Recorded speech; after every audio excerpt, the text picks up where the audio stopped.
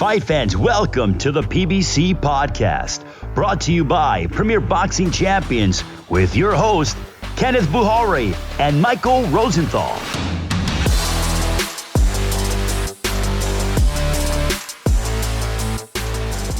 Welcome, everyone, to the PBC podcast.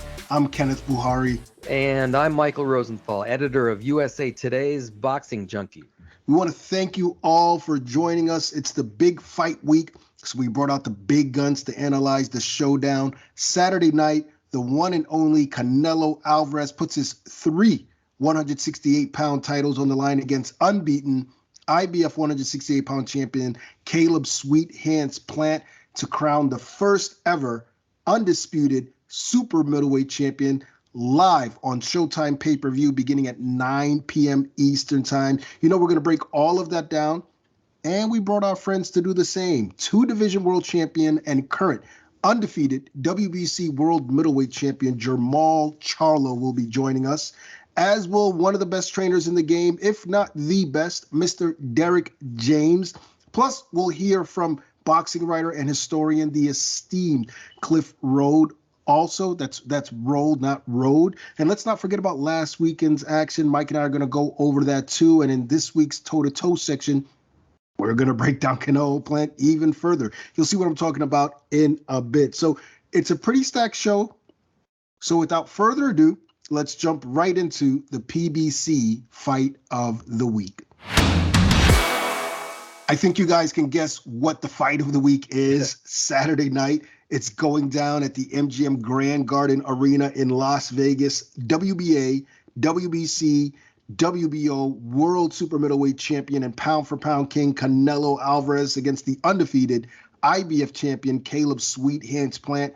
12 rounds for the undisputed super middleweight title. Action starts at 9 p.m. Eastern time on SHOWTIME pay-per-view, and we start here with the essentials.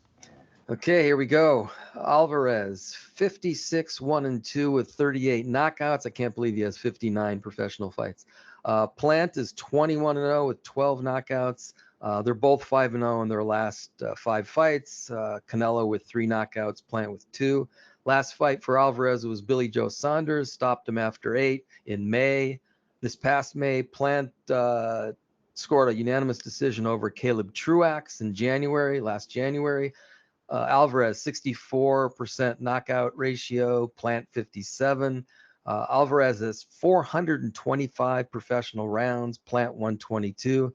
Canelo's 31, Plant 29. Canelo turned pro in 2005, which means he's going on 16 years as a pro. Wow. Plant turned pro in 2014. They both fight from an orthodox stance.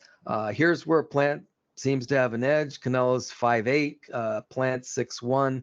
Canelo has a 70.5-inch reach, Plant 74. Álvarez is from Guadalajara, Mexico. Plant is from Nashville, but he's based out of Las Vegas now. No, Mike, Canelo Álvarez says Caleb Plant isn't on his level, and he's gone as far as to say that this is an easy fight for him. Is he overlooking Plant?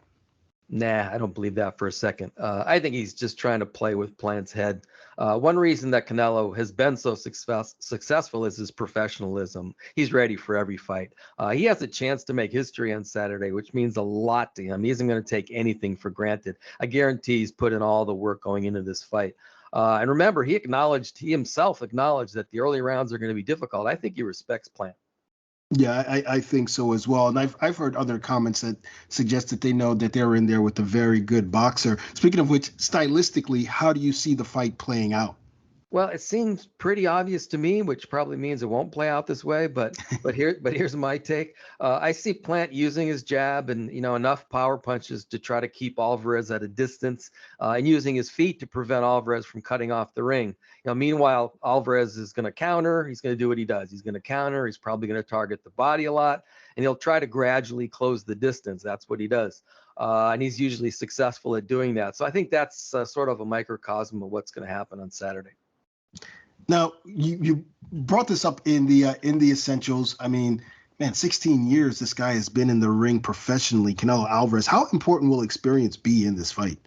Well, experience is usually an important factor. Canelo has been there and done that so many times. Nothing's going to phase him at this point. So what I'm talking about now is, just fighting, in the big lights, which Plant hasn't done, at least not on this level. That takes some getting used to. And Plant has never faced anyone even close to Canelo's ability. Jose Uzcategui probably being the closest to that. He's going to look across the ring and see Canelo Álvarez looking back at him. We'll see how he handles that. What does Caleb Plant have to do to emerge victorious, to overcome that experience, to overcome the power and the comfort level that Canelo Álvarez has being on this stage? He'll have to do what I said earlier, I think, which is to keep Álvarez at a distance that's favorable to him and don't allow Álvarez to cut off the ring. Plant has a lot of ability. He might be able to do that, at least for a while. The question is whether he can do that for 12 rounds. I can envision him, if I really squint my eyes, keeping the fight close, getting into the late rounds, and possibly winning a decision. That's going to be awfully hard to do, though. Álvarez knows what he's doing. He's done it so many times. It's going to be tough to beat this guy. Yeah, it's definitely not going to be easy. Now, before we get into our predictions, though, I want to ask, in your opinion, what's next for the winner of this fight? That's a good question. I imagine Canelo would consider fighting either or both of David Benavidez or Jermall Charlo, which have been talked about, and I think they would be well received. Lucrative fights, obviously. And I guess he'll eventually move on to 175, but I think that's going to come a little bit later. Plant, I'm guessing, would have to give Canelo a rematch. I don't know what the deal is in the terms of the contracts, which I think would be fine with Plant. He's going to make good money for the fight on Saturday. Plant would enjoy windfall in the rematch, undoubtedly.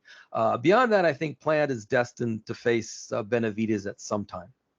Yeah, I mean, obviously, I think those are the fights folks are looking at for the winner of this fight. And speaking of the winner, Mike, it's time for us to make our predictions. You first.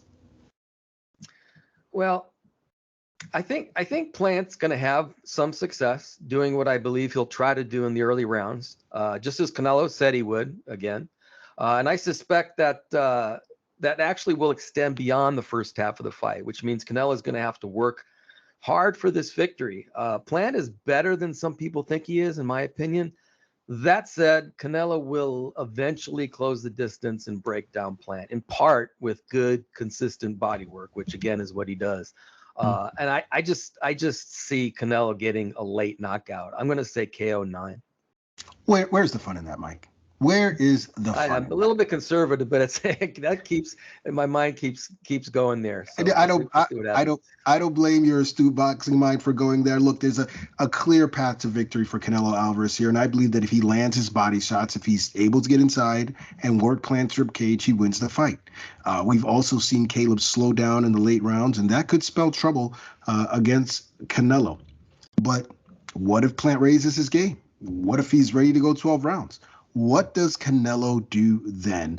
I think we have a totally different fight in that scenario. The question is, can Plant win on the cards against a modern legend fighting in that sort of matter? Well, I say why not? Look, I get why folks are picking Canelo by stoppage, and if I made a Canelo pick, I would say it would be based on those body shots. It seems like a no-brainer, but Mike, no boxing, no life, and no risk, no reward. I want the Cinderella story, damn it. I want to feel like Julia Roberts at the end of Pretty Woman. So I'm going with my heart.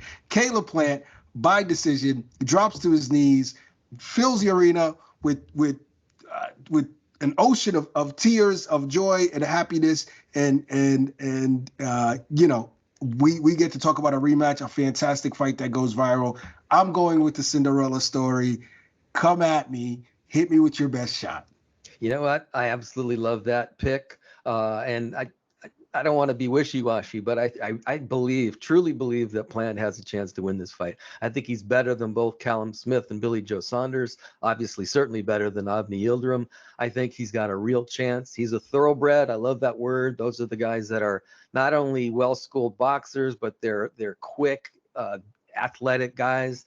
I think he's got all of that. I just really think we don't know what Plant's going to bring. Yeah. We know what Canelo's going to bring. We've seen it a million times. We don't know what Plant's going to bring. This could be his this could shoot him to stardom. This is his opportunity. This is his chance to make history. So I love your pick, but I'm going to appreciate being a game closer to you after this. You're going with your head. I'm going with my heart. We'll see how it turns out for the both of us. Now, yep, you're right. I'm 29-7-3 currently. You're 27-9-3. So we are very, very close, and that could be that's definitely going to change this weekend. So we'll see what happens. Now, in the co-feature, we've got a pretty intriguing matchup. Two-time world super middleweight champion Anthony Dirrell takes on the upset-minded Marcos Hernandez. Mike, what are your thoughts on this matchup? I actually like this matchup because a lot is at stake for both guys, which generally makes for a good fight. Hernandez is a good boxer who comes to fight. He once drew with Jason Rosario and lost a split decision to Kyron Davis. Gives you an idea that this guy has some ability. He's certainly no pushover. I think Dirrell is a better all-around fighter and will probably win, but Hernandez is going to make him work for it. Yeah, I think that Hernandez is riding high right now. I think that he's a dangerous fight for Anthony Dirrell. Dirrell, we just had him on the podcast last week, and he was talking about hanging him up. I think it's never a good sign when a fighter starts talking about that, although he's a pretty clear and level-headed guy. So, I don't think it changes in preparation whatsoever, but I think he's got his hands full here with Marcos Hernandez. What does whatever the outcome in this fight mean for Dirrell, a win or a loss? Well, everything. If he wins, he could get one more title shot. He told us last week that that's the only reason that he's still sticking around at this point. He wants that one more opportunity. If he loses, my guess is that he probably retires. Then that's what I got out of our interview last week. Yeah, I think so. Now, what about Hernandez, though? Well, he's actually sort of had ups and downs the past few years. For example, he lost 3 out of 4 fights in 2019 and last year. If he can beat Dirrell, that pumps serious life back into his career. He's only 28 years old. He can still do some good things if he can get his hand raised on Saturday. Yeah, for sure. He's an easy guy to root for. Both these guys are really, so I'm looking forward to it. Now, also on the Showtime pay-per-view undercard, we've got the return of Rey Vargas. Finally, Vargas has been on the sidelines with injuries, but now the former world champion is back in a 10-round bout versus Leonardo Baez, and that's going to be a really good one. And the TV opener kicks off with 2 lightweight contenders, Elvis Rodriguez and Juan Pablo Romero, in what should be a pretty fun fight. But let's get back to Canelo Plant. We decided to bring in some big guns here to break this one down, and who else but a trainer of the year, a man who trains 2 unified world champions, perhaps 3 before the year is over, one of the best minds in the sport today. It's time for the keys to victory with Derrick James. Derrick, of course, big fight Saturday night. Canelo Álvarez versus Caleb Plant for the undisputed super middleweight championship. Canelo, of course, considered by many people to be one of, if not the best fighter in the world. What has made Canelo Álvarez so successful all these years? I believe that his success comes from his ability to constantly grow, constantly get better. I think that the best thing of his career was the loss to Floyd Mayweather. Because I believe that what he was doing before, he realized it wasn't enough, and he had to go deeper. And I think that he went deeper, and he constantly keeps getting better and better. I think that makes it so difficult to be able to beat him, is because his ability to beat somebody else every time he fights. Yeah. Now, let's talk about the underdog in this fight, an undefeated IBF World Super Middleweight Champion, Caleb Sweet Hands Plant. What do you see as Caleb Plant's biggest strengths? I think that his biggest strength is that his athleticism and his quickness, but I think at the same time, I think one of his greatest strengths is that his ability to be underestimated. I think that may play a big part, and has always played a big part in his career. So I think that that's one thing that, for some reason, people see him and they don't think much of him, and I think that could be taken as a strength.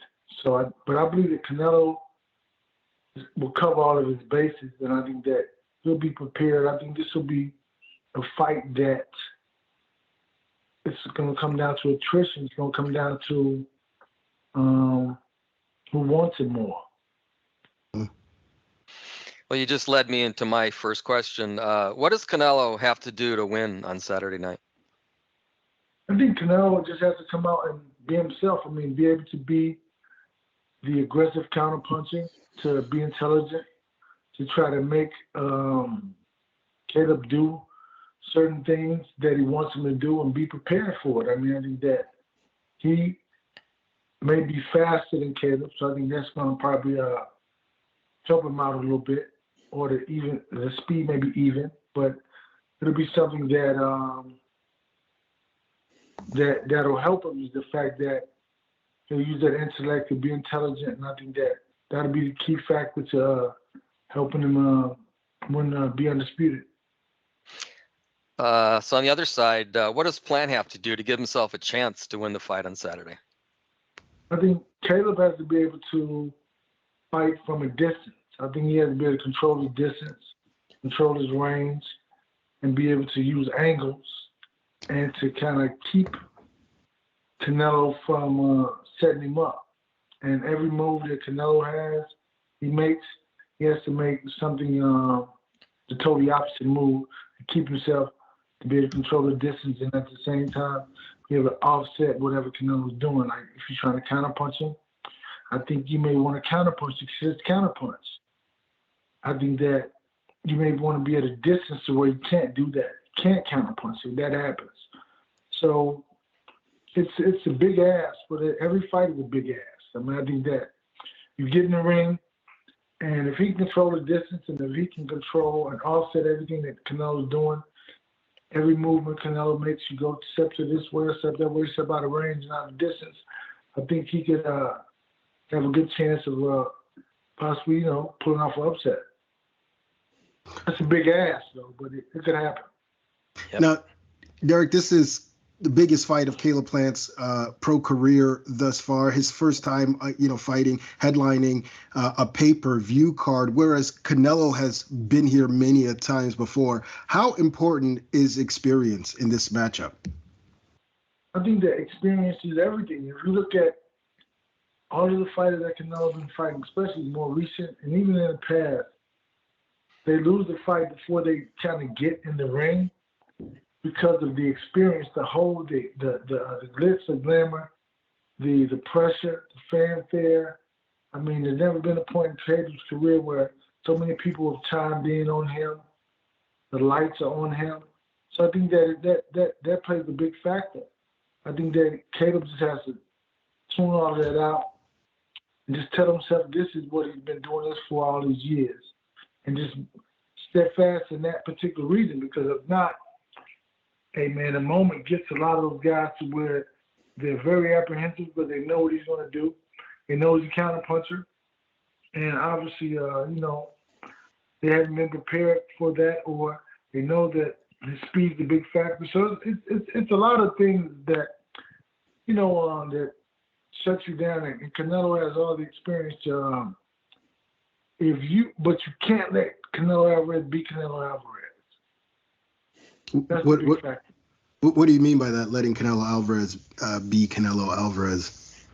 I mean, because he's a great fighter. If you let him be a great fighter, he'll get you. It's like this. Most great fighters, when you fight them, the fighter who's fighting him, they're watching him beat them up. You see what I'm saying? So it's like they're sitting side watching him beat them up because they're not even involved in the fight. So I think that if you let Canelo Álvarez be himself, you can't touch it. You have to be able to not do something to disrupt him, to throw him off. I don't know what it is that he would have to do, but you cannot let him be as great as he really is. Because if you do that, the fight is over. There's no chance. It's interesting you say that, because they used to say that Mike Tyson would win fights before the opening bell with his reputation. Do you think Canelo has a similar advantage over his opponents? Without a doubt. I think that they watch him. I think that they see the shots, they see the power, and they're very apprehensive. A lot of guys are very apprehensive. I think that he really does win the fight before the bell rings, because I think it's the moment. It's the intensity, it's the nonstop pressure that he puts on him, It's when, if you think about this, when he's walking them down and they shoot a shot, he's slipping their shots and coming back with counter punches and stepping to the side, giving different angles. I think that's boxing is very it's not easy to disrupt them and bother them, but if you're doing everything right, it's very upsetting to think about it, be counter punch or to have his shots blocked or have his shots slipped and counter punch. So Canelo has the ability to do all those things. But if you think about this though, so does Caleb. So Caleb has to be able to be himself, the best version of himself that night. I think that if he uses his sweet hands, his fast hands, his footwork, everything is going to keep him out, because it's all about distance and range in this fight, I believe. And if he can do that, he'll be very successful. Now, given the way you've seen, obviously we've watched Caleb Plant over the years, do you think, given what you've seen from him, that this moment would be too big for him, or do you think he will know how to, keep his composure in a fight of this magnitude? I think that's a very difficult question. I won't say that it'll be too big for him, but it could possibly be, because this is the biggest fight he's ever fought. And I think that if you think about this, a lot of times you have a fight that you're on a co-main event a couple times, and you fight the main event a couple times, and you fight somebody else on pay-per-view. He stepped up and took everything. He took the pay-per-view fight, Canelo Álvarez fight. So I think that it's something that hey man, you got to have his mind on the game 1,000%, because I think that, I won't say it's too big, but it's a very monumental moment in his career. It takes a certain personality to cope with something like that, doesn't it? It really does. I think that it takes, in reality, this is what I do with my guys. I'll reference something and tell them something that they had to give up, something that they had to do, something that they had to sacrifice, that whatever it took to get you to this particular point. Let them know they really truly deserve it.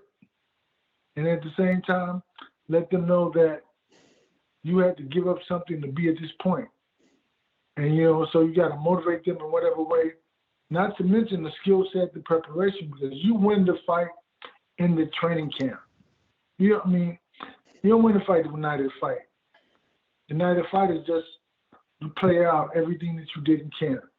But you win the fight in training camp. So I think that these guys both had great training camps, let's hope.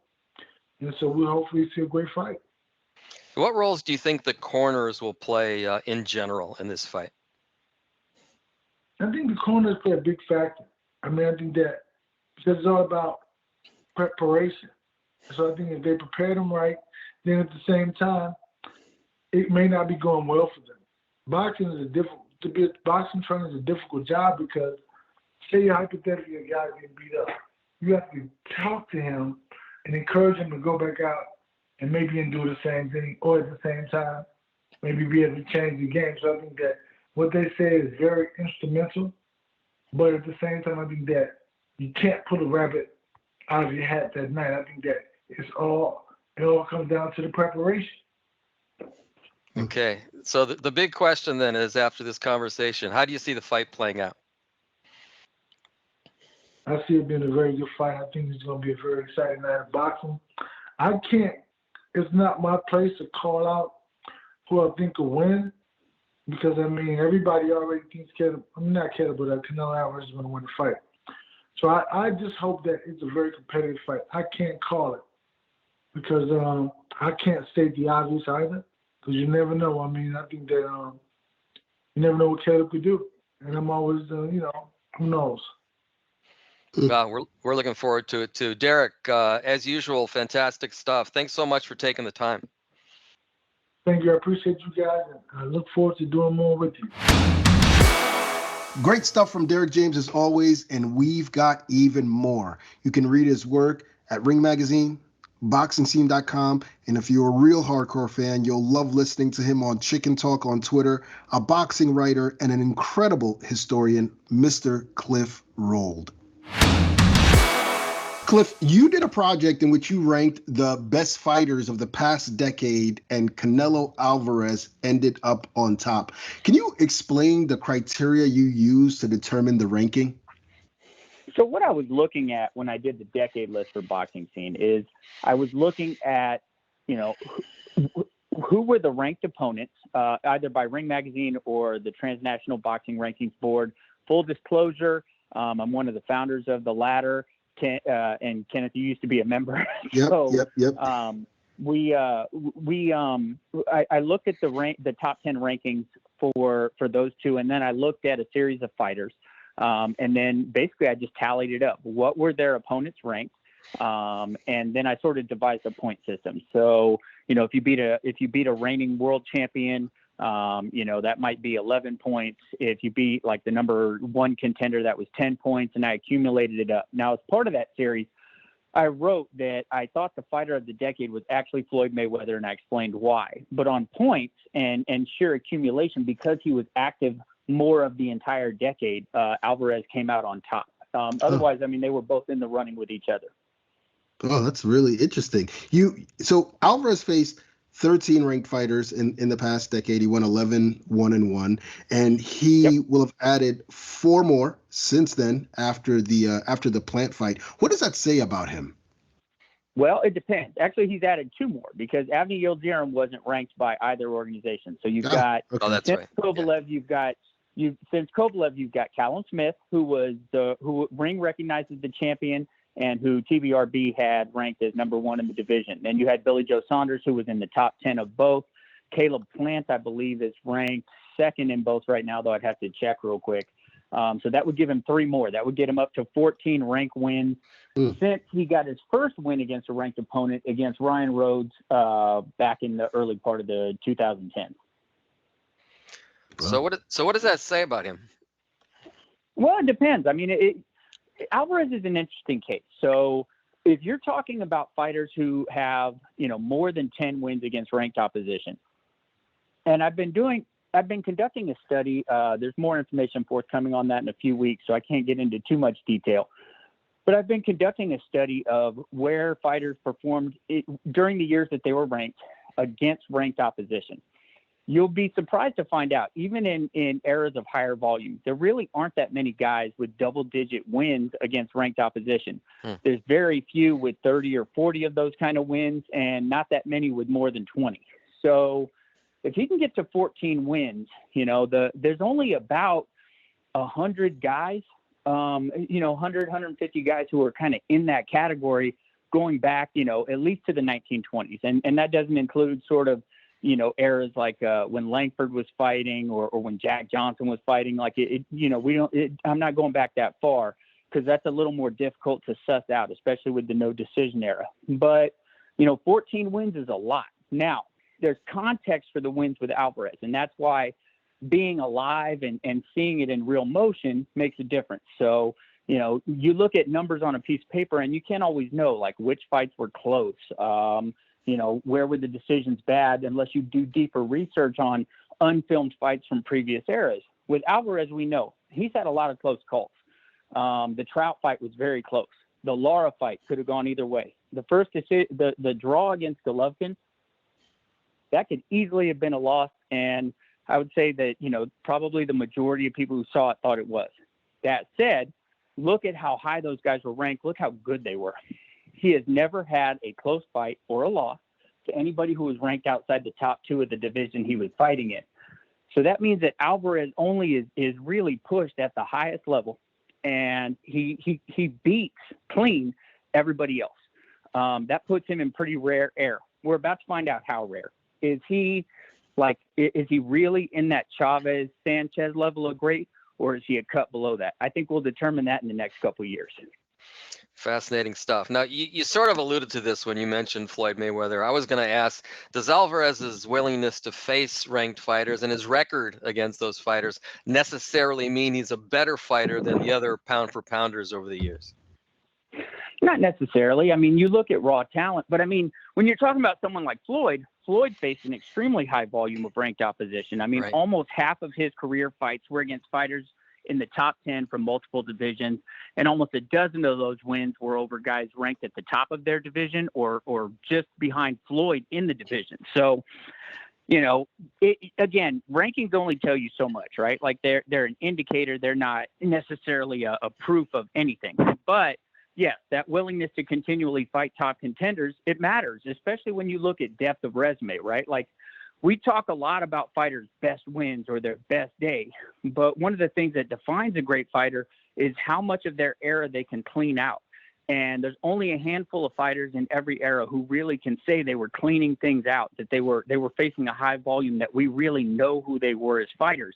With Álvarez, we're going to have a very good idea of his entire scope of his career because he's faced so many different guys in different weight divisions.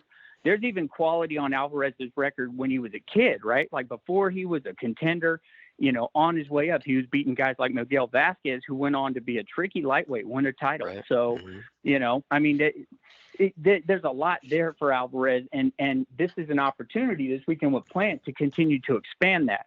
Now, the criticism, of course, is that super middleweight right now is full of a lot of guys with belts and not a lot of resume, right? Like there's not a lot of proof of concept there.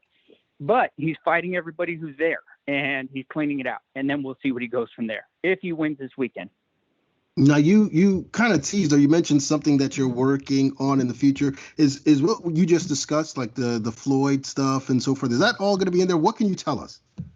Well, what I can tell you is this. So I've looked at, I've done sort of for lack of a better word, it's pretty comprehensive. Like it's a pretty comprehensive look at almost 100 years of boxing history.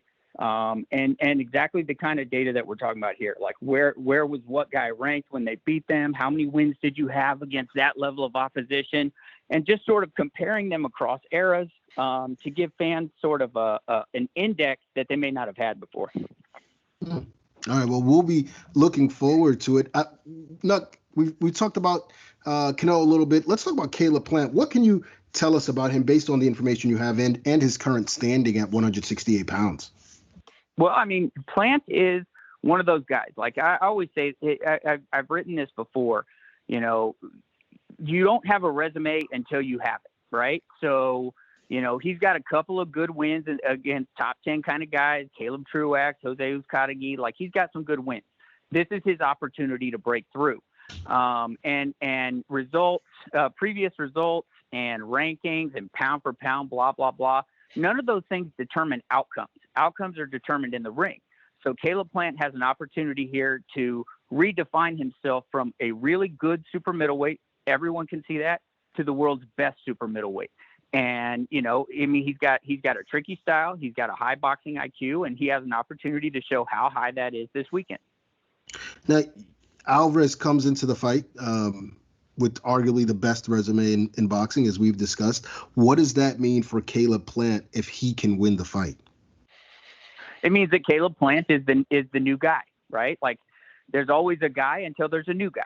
Mike Tyson had the best record in the heavyweight division until Buster Douglas beat him. There's always the next guy. Somebody's going to come along to beat Álvarez. He's at the peak of his powers right now, but really this sort of evolution of Álvarez into everyone's pound for pound leader only came fairly recently in terms of the number of fights.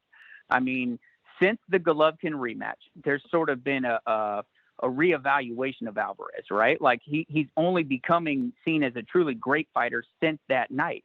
Can Caleb Plant remind everybody why they were a little skeptical about how high the ceiling was for Álvarez prior to the second Golovkin fight? I think he's got a real opportunity to do that and remind everybody that what we know about a fighter isn't really known until the whole picture is put together. Yeah. Love that. Okay, to sort of bring everything together, from your perspective, how do you see the fight playing out on Saturday? Well, experience might not determine outcomes, but it's hard to overlook the amount of experience that Álvarez has. And he has faced people with the dimensions of Plant before, but that sort of tricky moving style has given him issues in the past. We haven't seen if he can deal with it yet, in a way that is truly dominant. So Floyd Mayweather ran him 12 rounds to none, in my eyes anyways. Erislandy Lara, I mean, I thought that fight, you could have been scored a draw. I mean, it was about dead even, and we haven't seen him against that particular style again at any sort of elite level. If Plant can perform at an elite level with the height that he has, we could see an upset this weekend. It's not outside the realm.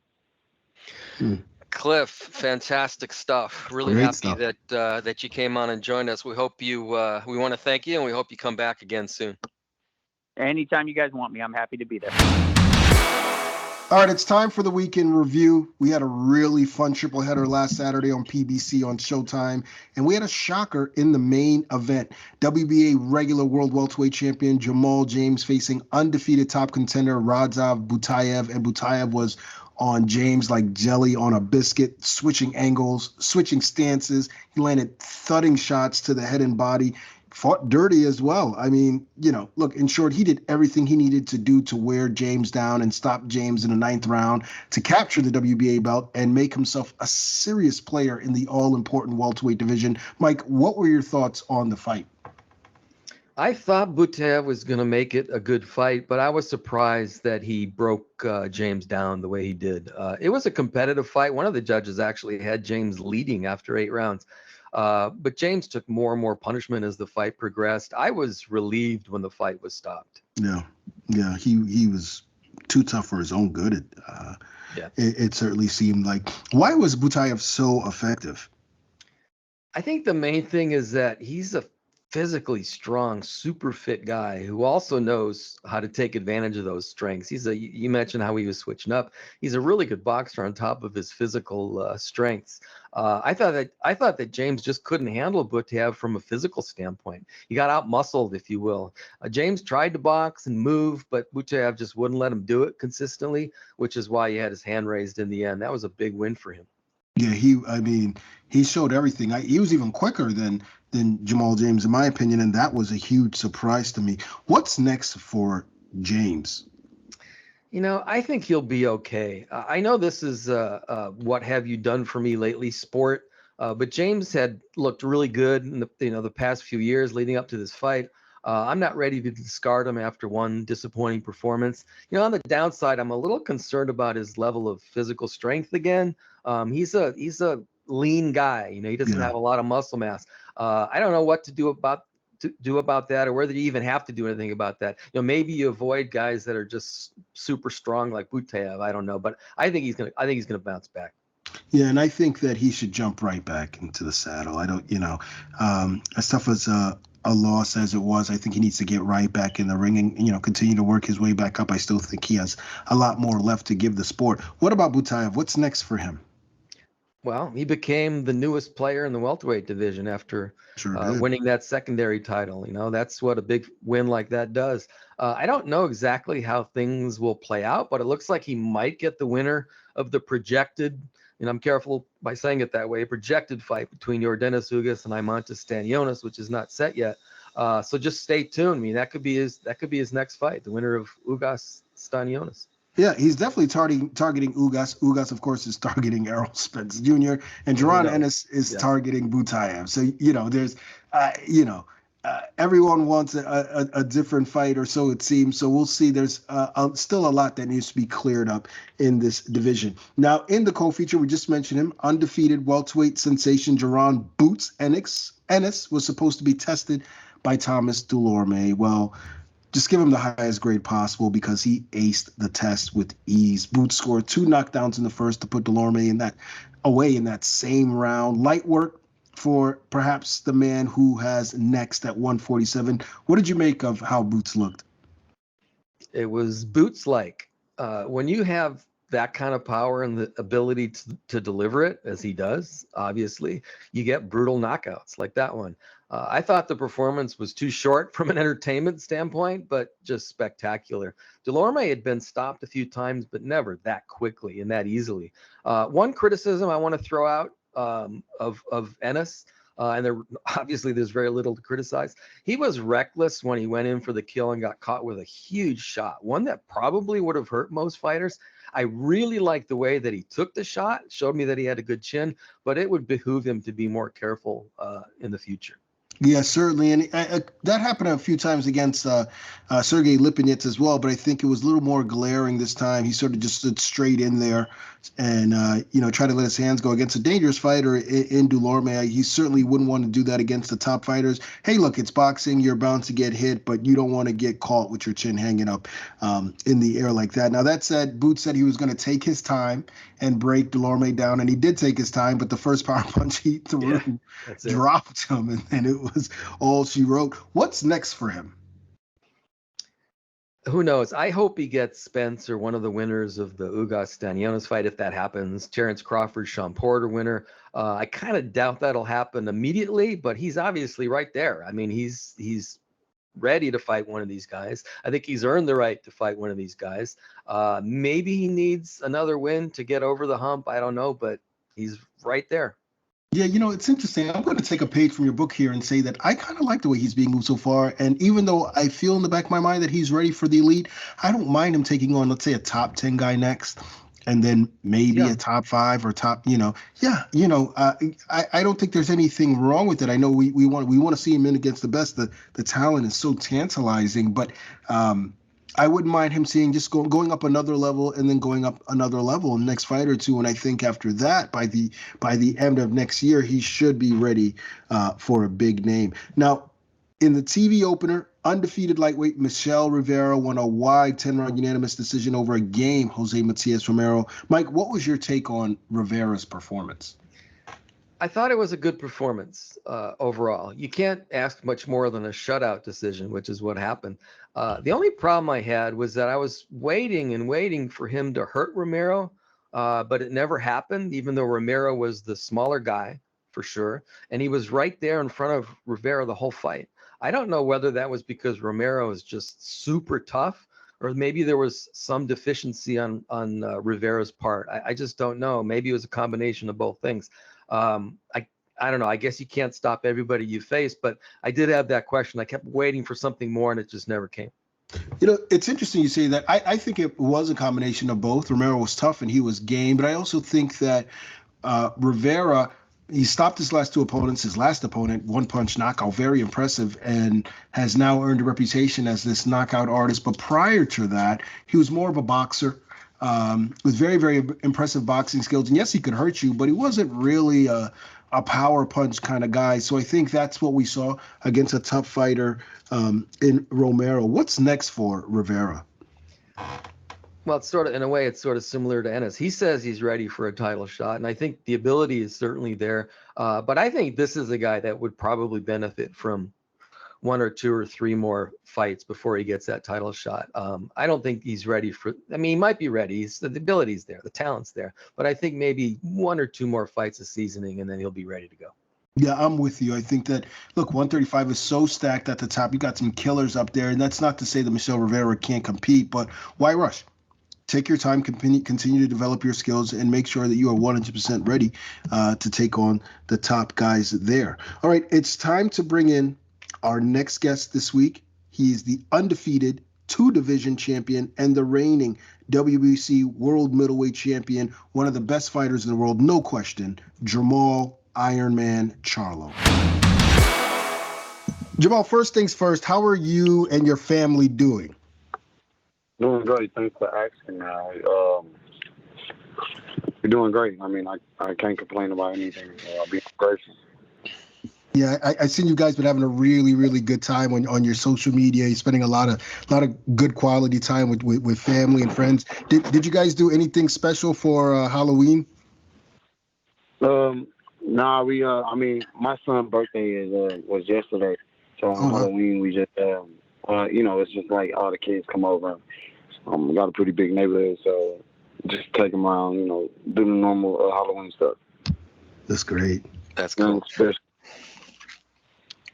Sorry, Jermall, what were you saying? I said nothing special, just Halloween mixed with a birthday. Good family stuff. So you and Ronnie Shields had a special visitor at the gym recently, in Anthony Joshua. What was it like to work with AJ, and how was the vibe in the gym when he was there? I mean, it was cool. Cool dude. He's looking for a new trainer right now, to give him a little seasoning. So, of course, he come down to Texas you know, and that's one of our main things out here. So, I mean, him working with Ronnie is it's a good thing, you know, for Anthony Joshua's career. So we should see how it plays out. Do you think he can come back and beat Usyk in a rematch? Any thoughts on that? Yeah, I mean, anything is possible. You know, it's boxing, so you know, he give it a trainer like Ronnie Shields, who is known for like establishing jabs and head movement and a technical fighter. And Anthony Joshua, one of those guys already. So I think it'd be a perfect fit. Now, getting back to you, Jermall, I've seen you've been in the gym too for a little bit. Is there any word on when you might return? We're looking at something soon. We'll be announcing a date. Right now, it's still up for grabs. You know, everyone is fighting right now. Everyone is, you know, anyone that would probably be on the radar. So, you know, we're just gonna let everything play out, and then we'll figure out where to move from there. Now, you said everybody who might be on the radar is kind of busy. Who is Jermall Charlo targeting for his next fight? Like I said, me and my team working trying to put together, you know, a mega fight. So Canelo called me out. Maybe we'll see what happened with the rematch. However he look in this fight. You know, Andrade's been talking, and Golovkin is what it is about to unify. So maybe we can fight for all the belts or something like that. You know, we'll figure it out. You mentioned Golovkin. It's interesting. I saw you kind of reposted something on your IG. You also just alluded to him fighting Murata in December. But do you think a fight with him is really possible? Because he hasn't seemed too interested in fighting you for one reason or another. I mean, his handlers are great. So, you know, like I say, anything is possible. It'll be a mega fight. Say he wins this fight with Murata and unify, and then we can unify together. So, you know, it's a big fight. It's a major fight. Yeah. Jermall, we've got a big fight, obviously, Saturday night, Canelo Álvarez versus Caleb Plant. Give us your thoughts on what's going to go down on Saturday night. I mean, it's going to be a fight. It's going to be an interesting fight. We all know Canelo, he struggles with a little bit of movement off the jab and things like that of that nature. I mean, so we'll see how he do with this fight. I mean, we don't know. He's looking to try to knock out Plant. Plant uses his head movement and his lateral movement pretty good. I don't call it running, but I do think he'll be on the bike a lot more and let Canelo stalk him down. Hopefully he don't get caught with a shot that he don't see. You know, let the best man win. Is the key for Plant just not getting caught with that shot you just described? I mean, we don't know. We don't know how Canelo's gonna adjust to the jab and the movement. Like I said, he struggles with fighters like, you know, Mayweather sort of style, and Plant shows a little bit of Mayweather style where he boxes and moves and is a little bit flashy, hands down. He's not an upright fighter. I mean, he boxes off his back foot and he uses his head pretty good. So we don't know right now what kind of Canelo we'll see. So do you, I mean, we talked about this earlier, but do you have your fingers crossed maybe that you'll get the winner of this fight? I mean, yeah. Whoever the winner, hopefully we can make a mega deal. Like I said, I'm looking for a mega deal. I'm looking to, you know, extend my legacy. And if one of those guys give me the chance, then I'm definitely taking it. Do you get excited to watch fights like this, knowing that maybe you might be, you might get to fight the winner? I mean, it's just part of the boxing, you know. Hopefully, whatever happens. You know, I get a chance to be entertained just like you. I've actually became a fan of boxing lately. Going to a couple fights and watching a couple younger fighters come up. Boxing is getting back interesting to me. That's really good to hear. Who in particular has caught your eye among the young fighters you've been watching lately? Shakur was really, really impressive. His fight with Jermall, that was a real impressive fight. One that caught my eyes. And so, of course, you know, the Wilder fights and all the big name fighters. But yeah, that was Shakur was one of the fighters that made me kind of tune back in. That was great. Now, we're talking about this fight between Canelo and Plant. That's at 168. Before you move up for that kind of fight, would you like to get one fight in to get accustomed to the weight, or would you want to jump right to a super fight like that? I think that's about right. Fight at 68 and then let them rest, and then we can make the major fight first part of the year, something like that. Gotcha. Team Canelo seems very keen on fighting you. Any fight he's in obviously is a big fight, but do you think him and you is the biggest possible fight in that division? I think, yeah. Canelo fight me would show the world, those interesting, those top competitive fights that's been around, been lingering for years. It can still happen. So it's probably, one of the biggest mega fights, me and Canelo, somewhere like Houston or close to home, and it'd be major. Yeah. What about Jermall Charlo versus Caleb Plant? If Plant can pull off the upset, I guess if he beats Canelo, that's a big fight Plant, too. Yeah. Yeah, he mentioned my name too. I trust me. I figured the game plan is pretty much there. I definitely fight Caleb Plant. He's almost like a small 168 pounder. They give you a little inch or two. I'm 6'1". I'm taller than him. He's not really 6'1". I'm a bigger puncher. He's not a real big puncher. We can make that fight happen too. But like just saying, with any one of these fighters that they want to see Jermall Charlo fight, is in the near future. Now, we've also seen some back and forth with you and David Benavidez. Is that a fight that you'd still be interested in? Would you include that among the big fights that you want? Like I said, if it's worth it, if it makes sense, and of course, if it make money, if it make it a major fight, it's one of the fights that it get the fans a little on their feet. High fight. I like the style. And that type of style, a young kid like David, he just talk to me. He never know what he's gonna get himself into. But I'm a professional kid who lost the belt twice to unprofessional things, and he has nothing to offer besides running his mouth. So we know how they go. Yeah, make an interesting fight when you got another fighter saying things and whatever. The talk is cheap. It's kind of they can make it happen. It's kind of interesting to hear you, call him a young kid. It's crazy, but you're still in your prime, but you're a veteran in the game now. Do you sort of see the game differently now, given everything that you've experienced and, where you are now and where you've come from? Do you see things differently?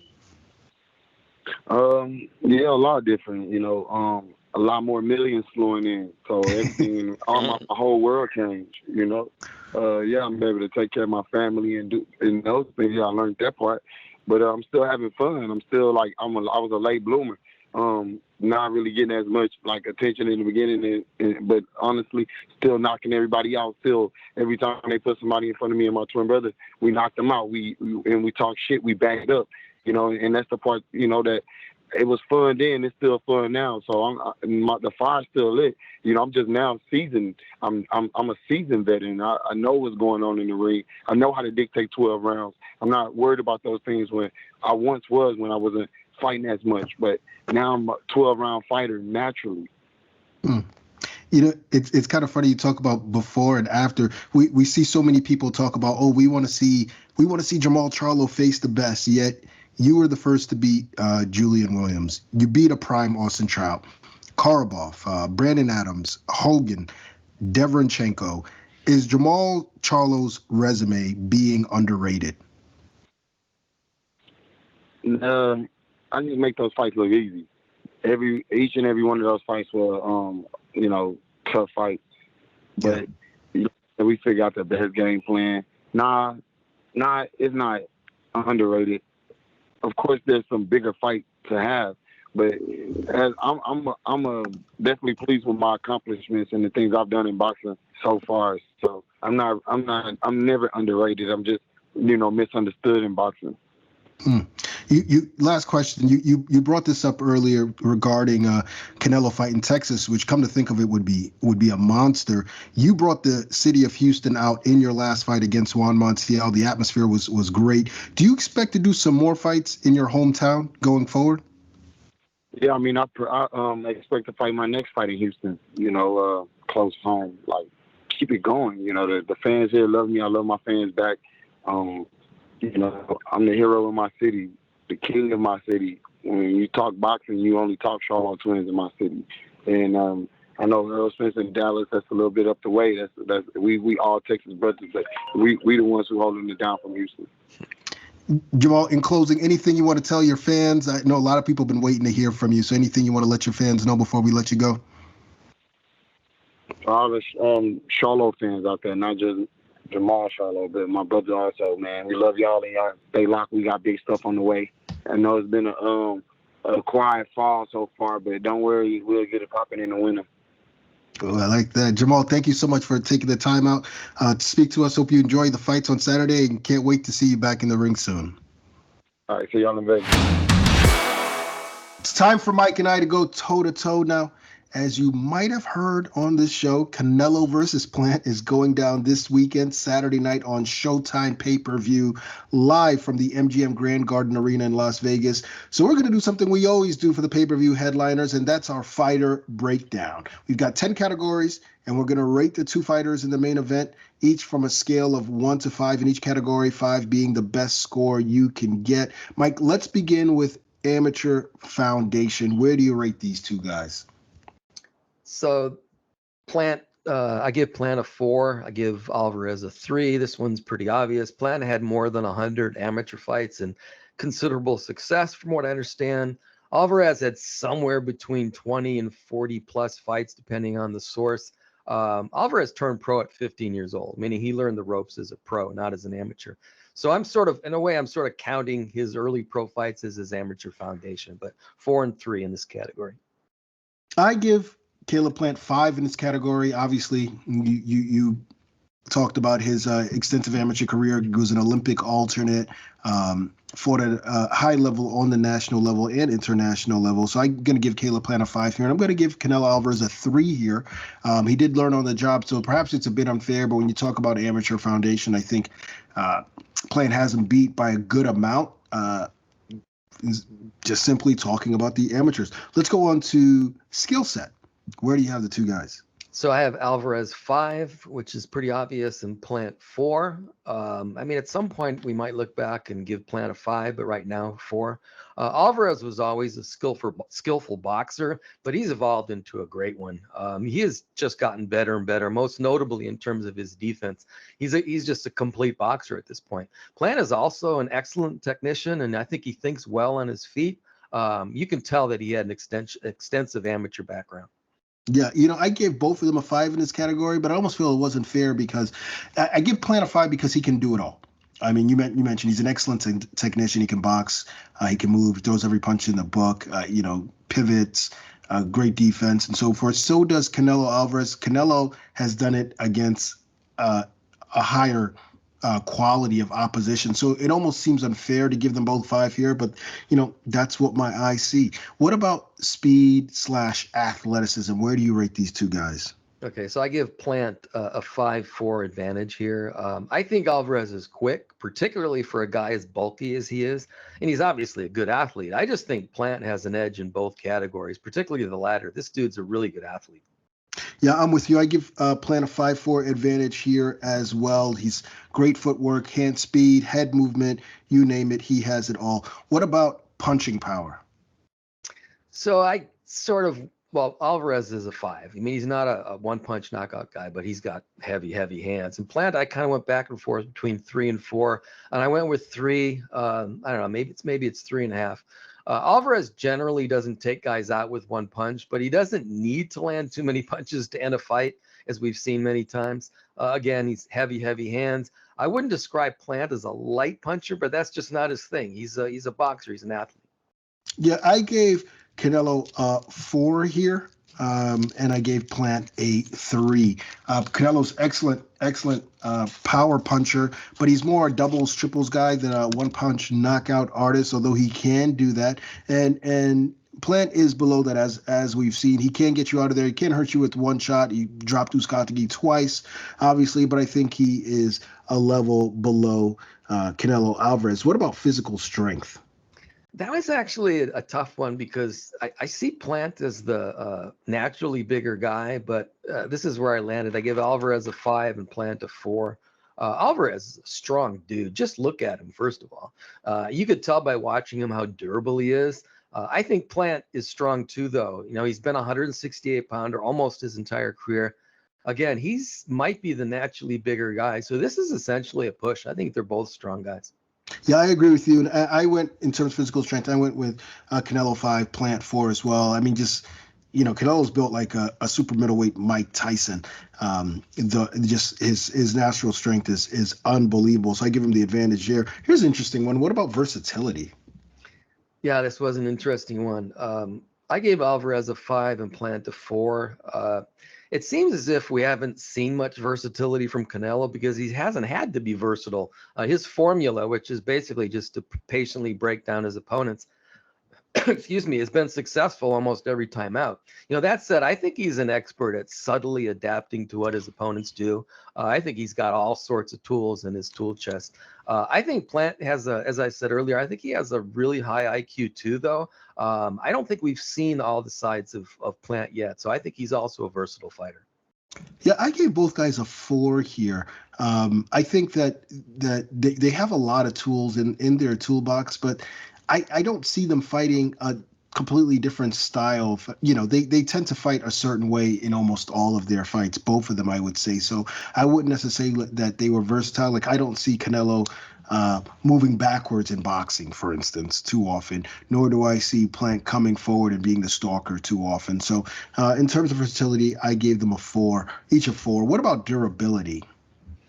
I gave Álvarez a 5-4 edge. Álvarez is just a rock. The last time I remember him hurt is when Jose Cotto, Miguel's brother, buckled his knees in 2010. Maybe Golovkin stung him a few times. I don't know.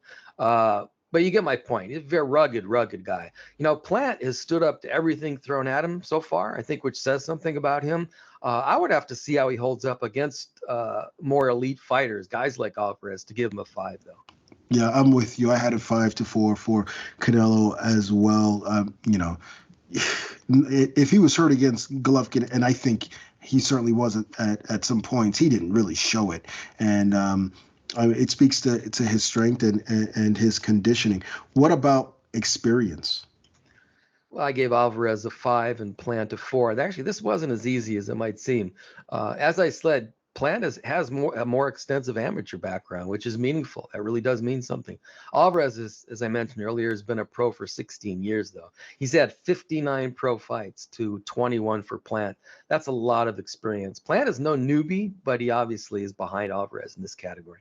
Yep, and I'm with you there. I have Canelo 5-4 in this category, and I think significant advantage in terms of professional experience. What about freshness? How fresh are these two guys?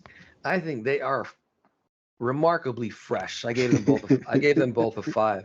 I think fighting every 6 months, which is what Álvarez normally does, keeps him fresh. Keeps all the elite fighters fresh. Unless they get into just crazy wars. He's had a few taxing fights. I'm thinking of the Triple G fights, but he's never absorbed too much punishment or anything like that. Plant hasn't fought in 9+ months. He might have a little rust, but he should be really fresh based on that. He also has never been in like a particularly brutal fight. So I think both these guys come in feeling good. Yeah, I'm with you there. I've got both at 5 as well. Canelo looks great. I think he's smack dab in his prime. Plant has not taken too much punishment. On the contrary, he's arguably the best defensive fighter in that division. So I think both guys get a 5 there. How about corners? How big an advantage does either one have in that category? I think you got to give Álvarez a slight advantage. I gave him a 5-4 advantage. Eddie Reynoso has evolved into one of the top trainers in the world. And the fact that he and Canelo go back so far also is a plus. I'm sure they know what the other one's thinking. It's that kind of thing. I think Justin Gamber also is a good trainer. I mean, look at how Plant has evolved. Sort of evidence of that. He just needs more robust resume to climb to the top, I think. Yeah, I'm with you. I had Canelo at 5, Plant at 4 here, no question. Eddie Reynoso, the knowledge that's shared around that gym gives, at least from my layman's perspective, Canelo the advantage over here. All right, let's tally it up. I've got Canelo 45 and Plant 43. What you got? I have Alvarez 47, Plant 41. Interesting. You've got a significant advantage for Mr. Alvarez, and we'll see how it plays out on Fight Night. We cannot wait. That's going to do it for this week's episode of the PBC podcast. We want to thank, obviously, Jermall Charlo. We want to thank Derrick James, and we want to thank Cliff Rold for joining us, and we want to thank you guys for listening. Be sure and like and subscribe to us wherever you found this show, and be sure to check back next week for more boxing talk, a full breakdown of the weekend's events and what's coming up right here on the PBC podcast.